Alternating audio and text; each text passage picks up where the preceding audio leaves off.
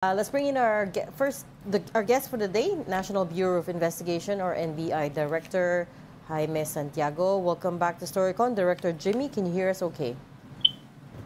Hi, sir. Good afternoon po sa inyo at sa mga nakikinig sa atin. Magandang hapon, Director. Good afternoon, Director. Ay, good afternoon po, ma'am. Sir. Direk, makibalita siguro kami muna. Ano latest dun sa Chinese na nahuli kahapon? Have we found out kung ano exactly ang kanyang gamit? Nahuli sa near Comelec premises with IMSI catcher daw. IMSI catcher, mobile catcher. Yes, sir. Ma'am, ano po, actually, may natanggap kami na info regarding this fellow. At nagkundak na nga kami ng surveillance, sinusundan siya lagi ng aming mga ahente. And on the this fourth day yata, namataan na siya uli sa vicinity ng Comelec building sa Intramuros. So, 4 times po siyang umikot-ikot doon, pumarada, pumarada. Kada parada niya ay 30 minutes. So, nung aalis na siya, mga 4th time, inaresto na po namin. Inakos na po namin. At ayun nga, positive ang operation, mayroong nakamount sa kanyang kotse na IMSI catcher. Ayun, kaya he was immediately placed under arrest. Linawin ko lang, Director, itong alleged spy na ito, ay na-monitor nyo lang during yung kanyang operation sa Comelec or person of interest na siya even before yung kanyang Comelec operation? No. Sinusundan na po siya. According to my agent, sa mga 4 days na, 5 days na siya sinusundan. At yun nga ang coaching gamit niya, inuupahan niya lamang. Inuupahan niya na 8,000 a day. Pero nag-mount siya doon ng IMSI catcher. Director, anong capability ba niyang machine na yan? Ngayon, hindi namin kasi sabi, merong mga joke na in-order lang daw yan doon sa Lazada. Ano bang capability niya? Kung sakasakali, pwede ba niyang ma-manipulate yung mga data na nakukuha ng Comelec? Ano bang kakayahan niyang machine na yan? Hindi po ma-manipulate, kundi kukuha niya po yung data. Yung mga usapan, yung mga data, makukuha niya po. Pero hindi niya kayang baguhin yung manipulate yung data natin. For example, ma'am, dito sa NBI, dito pumarada yan. Mamomonitor niya yung mga usapan namin, yung mga arestuhin namin, yung mga operation namin, mamomonitor niya. Ganun po yun. At hindi namin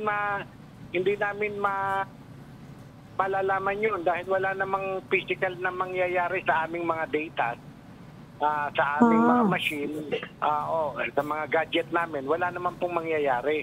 Kundi, na-siphon nila yung mga information na dapat kami lamang nakakaalam. Parang walang indication. Walang indication na nakatap na sa inyo.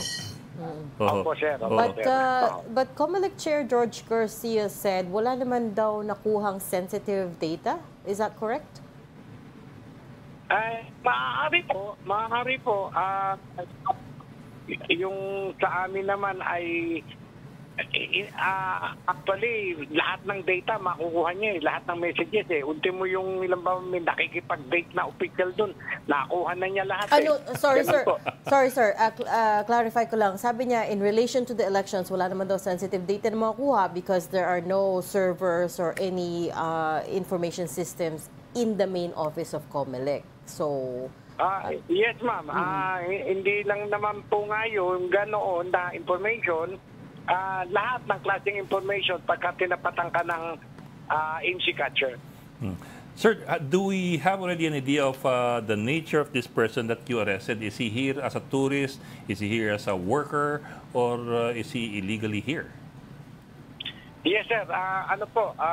Yung tao po ay may holder ng Chinese visa, Chinese passport, at ang visa niya dito ay tourist.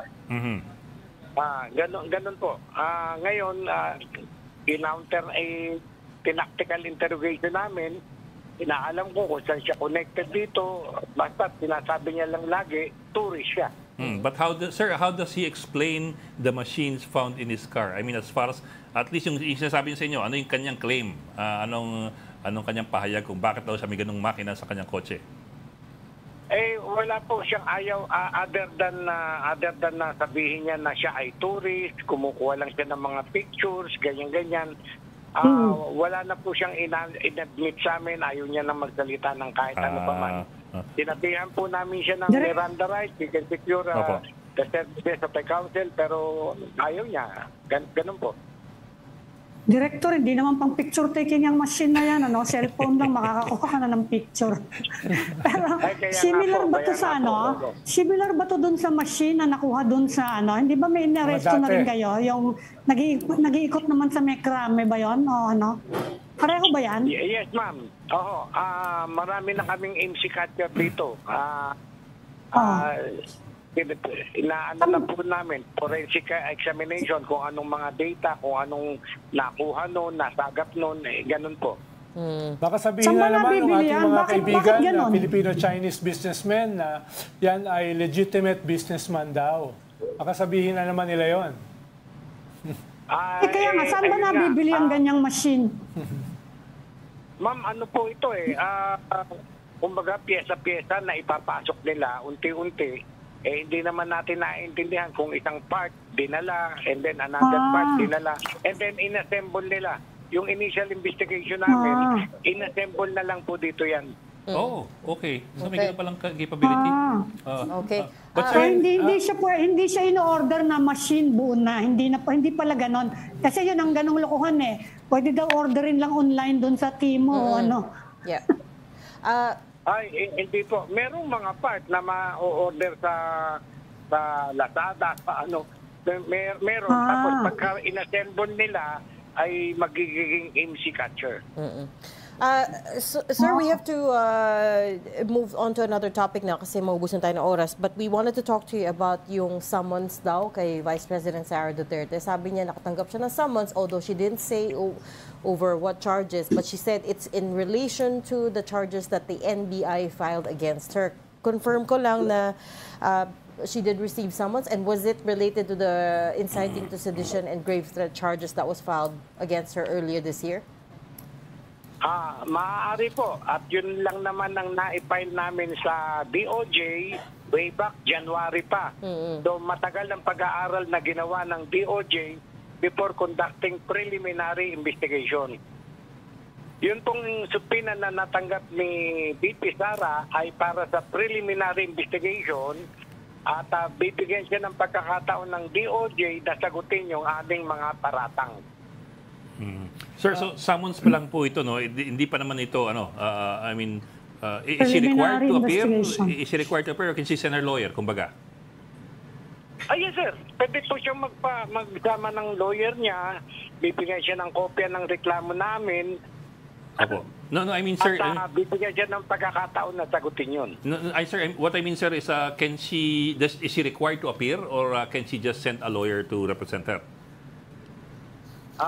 Dapat po, umapir siya doon.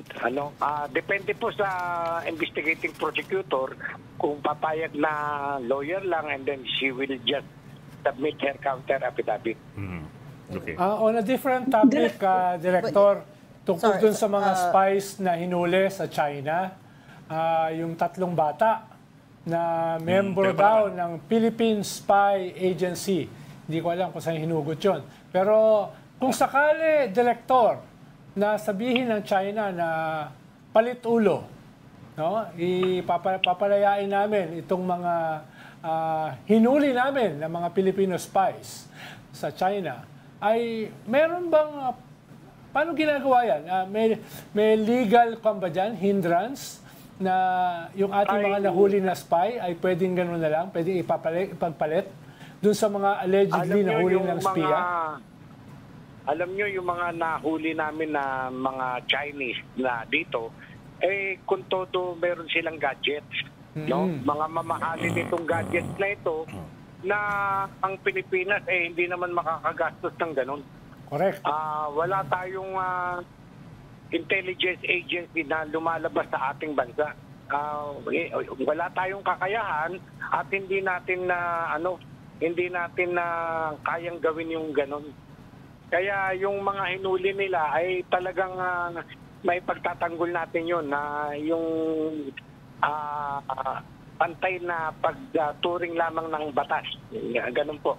Naniniwala kami na ma-absento natin yung mga Pilipino natin, kapwa natin Pilipino na yun. Malinaw yun, Director. Pero iba kasi yung sistema sa China eh. One-party state yan eh. One-party government. Diba? Pero kung sabihin nila yan ay spy, kahit malinaw, hindi naman, ay medyo limitado yung ating magagawa. Ang tanong ko, Director, paano kung sabihin nila na, sige, papakawalan namin ito, pero pakawalan nyo yung mga nahuli ng espiya? Palitulo. Posible ba yon yung ganong klaseng palitulo? Paano? It's not a question of legality para sa kanila eh. Ay, yung ganyan pong level na ng pakikipag-usap. Medyo ano na yan, sir, medyo hindi na sa level ko. Hindi ko kaya na makipag-usap ng palitulo sa kanila. Higher level na yan. Siguro between DFA na sa kanila. Higher pa. Opo. Also, Director, balikan ko lang si VP Sara. Kasi dati sabi mo, iimbestigahan mo rin yung claim niya na may death threat sa kanya. May nangyari ba yun? May kinalabasan ba yung investigation yun? Ay, yun nga po, gusto ko sana maimbestigahan din yun. Masabi niya sa amin kung paano siya na-threat, sino bang iniisip niyang na-threat.